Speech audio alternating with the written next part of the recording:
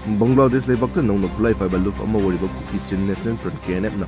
Bang lut tawba khulai lakpa amasung makhogi sakti hena henkatnabagidamagta chathariba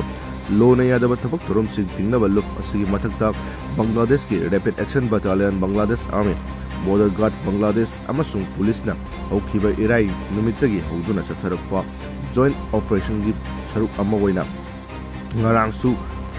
KNF Kuki terrorist nupi member yaona member yankai gamari joint operation aduda khulai ga kunana phagatkhre ningsing bayai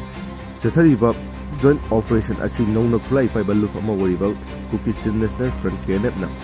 Bangalore toba khulai lakpa amasung makhogi sakti hena kankatnabagidamagta chathariba lona yadaba thabak thorum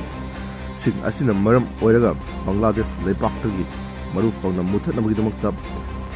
operation asi chathabani haina Bangladesh ki Rapid Action Battalion press